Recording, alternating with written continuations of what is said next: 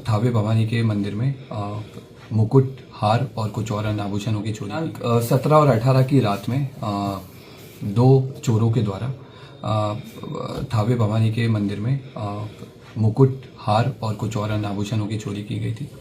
इसमें क्योंकि प्रशासन और पुलिस के स्तर से चूक हुई थी, तो हम लोगों ने इसमें जो टीओपी प्रभारी हैं और वहाँ के जो अन्य कर्मी हैं, पुलिसकर्मी, उन पर सब पे कार्रवाई की थी। और क्योंकि चूक भयंकर थी, तो इसमें हम लोगों के स्तर से भी इसकी जो लापरवाही है उसकी हम लोग जवाबदेही लेते हैं, जिम्मेदारी हम लोग लेते हैं एज ए पुलिस अधीक्षक।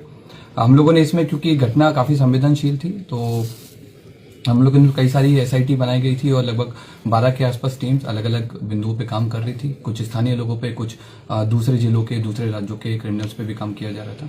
उसी क्रम में हम लोगों ने एक व्यक्ति पे फोकस किया जिसका नाम दीपक राय है।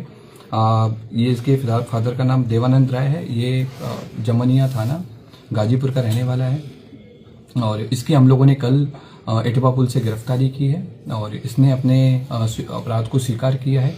इसके द्वारा पूर्व में भी कई सारे ऐसे मंदिर चोरी में अपराध किए गए हैं। इसी साल मार्च 2025 में इसके द्वारा महू जिले के कोतवाली थाने में शीतला माता मंदिर में चोरी की घटना कारित की थी, जिसमें जेल गया था और 13 नवंबर को जेल से छूटा है। जेल से छूटने के बाद में फिर इसने थावे मंदिर और पुणे के एक बड़े मंदिर की रेकी करना स्टार्ट किया। वहाँ के सोने मुकुट के बारे में इसने गूगल पे और यूट्यूब पे अच्छे से सर्च किया और 10 और 11 की रात में थावे मंदिर में आकर प्रॉपर रेकी की और जिस तरह से घटना कारित की गई है उसी तरह से इसके द्वारा रेकी किया गया। मंदिर के पीछे जो अंडर कंस्ट्रक्शन बिल्डिंग है उसमें चढ़ करके इसने देखा कि कैसे आना है, कैसे जाना है और किस तरह से पूरा प्लान करना है। ये उसने उस दिन पूरा स्ट्रेटेजी बनाई और 17 तारीख की शाम को 5 बजे अपने घर से चलकर यहाँ पर थावे मंदिर में 11:45 के आसपास जिस तरह से रेकी की गई थी उसी तरह से इसके द्वारा घटना को कारित किया गया। कारित करने के बाद गांव के रास्ते से होकर पैठान पट्टी होकर के इसके द्वारा वापस अपने घर पे गया और अपने आभूषण को, जो अपना दूसरा साथी है, उसको इसने हैंड ओवर कर दिया ताकि पुलिस अगर इसको पकड़े तो आभूषण नहीं मिले। कितने लोगों ने मिलकर सर चोरी की घटना अभी तक की जो हमारा अनुसंधान हुआ है और इससे पूछताछ में अभी तक हम लोग 2 लोगों पे काम किए हैं और 2 लोगों की संलिप्तता पूर्णतः पाई गई है। इसमें दोनों लोग आइडेंटिफाई हो गए हैं। एक व्यक्ति दीपक राय की गिरफ्तारी हुई है। उसके पास से हमको घटना में जो उस दिन घटना हुई थी उस वाला कटर हमने बरामद किया है, जो कपड़े पहने हुए थे वो बरामद किए हैं। फोन बरामद किया है जिसमें उसके द्वारा थावे मंदिर के बारे में सर्च किया गया है और घटना कारित होने के बाद में भी उसने सोने की डिटेल PI 916 के बारे में पूरा उसने पढ़ा है। और इसके बाद हम लोगों ने उसके जो रेकी के टाइम पे जो जूते पहने थे वो जूते हम लोगों ने बरामद किए हैं। रेकी के टाइम में जो बैग यूज किया था वो बरामद किया है। जिस बाइक से वो लोग घटना करने आए थे वो बाइक भी हम लोगों ने आइडेंटिफाई कर लिया। जल्दी भी हम लोग उस बाइक को भी बरामद करेंगे। जो 30 लोग सर उठाए गए थे उसमें से कोई एक तो नहीं हुआ? जो हम लोगों ने पहले जिन लोगों को डिटेन किया था पूछताछ के लिए, उन सब लोगों को, क्योंकि उन लोगों की संलिप्तता नहीं पाई गई थी, उन सब लोगों को हम लोगों की तरफ छोड़ दिया गया है। हम लोगों ने इन सारी चीजों पे भी जांच किया था कि क्या कोई स्थानीय लोग या मंदिर प्रशासन की भूमिका रही हो, तो उस तरह की भूमिका भी हम लोगों के सामने नहीं आई है। अब हम लोग की अगली कोशिश माता की जो हार है, जो मुकुट है, उसकी बरामदगी है और दूसरे व्यक्ति की गिरफ्तारी है वो भी हम लोग जल्दी करेंगे। सर, जिस तरह से ये चोरी की घटना, फिर इसे कैसे पता चल पाई कि मंदिर में यहाँ हार है?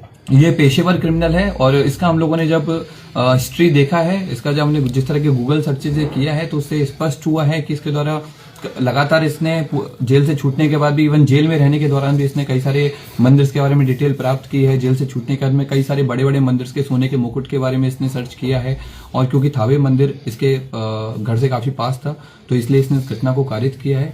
इसने कई सारी जो क्राइम थ्रिलर है, जैसे जो बिहार बेस्ड एक मूवी बनी है उस पे भी इसने सर्च किया, उसके बारे में पढ़ा कि कैसे पुलिस अनुसंधान करती है, कैसे पुलिस अपराधी तक पहुंचती है, कांड का उद्भेदन करती है, ताकि उन सारे तरीकों से बच करके इसके द्वारा उन सारे तरीकों को यूज करके पकड़े जाने से बचा जा सके। क्या उस दिन मोबाइल भी लेकर पहुंचा था? नहीं, उस दिन ये मोबाइल नहीं लेके आया था। इवन जिस दिन रेकी करने आया था उस दिन भी इसने इंश्योर किया था कि इसका कोई भी डिजिटल फुटप्रिंट थावे या फिर गोपालगंज में नहीं रहे, ताकि अगर पुलिस कल को अनुसंधान करे या फिर कोर्ट में आगे ट्रायल हो तो इसको ऊपर कोई ऐसा प्रूफ नहीं मिले कि ये यहाँ पर मौजूद। कितने केसेस में सर ये वांछित रहा है? अभी तक के रिकॉर्ड के हिसाब से हमको इसके ऊपर 5 केसेस मिले हैं, जिनमें बनारस में इसने बाइक चोरी की है, महू में इसने मंदिर चोरी की है और भी हमें लोकल सोर्सेज से पता लगा है कि पूर्व में भी कई सारे मंदिरों में चोरी कर चुका है, लेकिन वो अभी तक उद्भेदन नहीं हो पाए थे, इसलिए इसका नाम नहीं आया है। जमनिया थाना जो इसका स्थानीय थाना है वहां पर भी इसके द्वारा घटना चोरी किए गए आभूषण सर कब तक बरामद हो जाएंगे? हम लोगों की जो टीम्स हैं अलग अलग जगह पर रेकी कर रही हैं आभूषण को लेकर के, और अनुमंडल पुलिस पदाधिकारी सदर के नेतृत्व में टीम और कई सारे इंस्पेक्टर्स के साथ मिलकर के टीम कैंप की हुई है जिले के बाहर, और हम लोग की पूरी कोशिश है कि जितना जल्दी हो सके हम लोग आभूषण की बरामद की। तो क्या ये कोई संगठित गिरोह काम करता है या फिर ऐसे ही अपने से खुद ये खुद अपने आप में एक संगठित गिरोह चलाता है, अलग अलग घटना के लिए अलग अलग लोगों को कन्विंस करता है जिनको पैसे की जरूरत रहती है और घटना को कारित करवा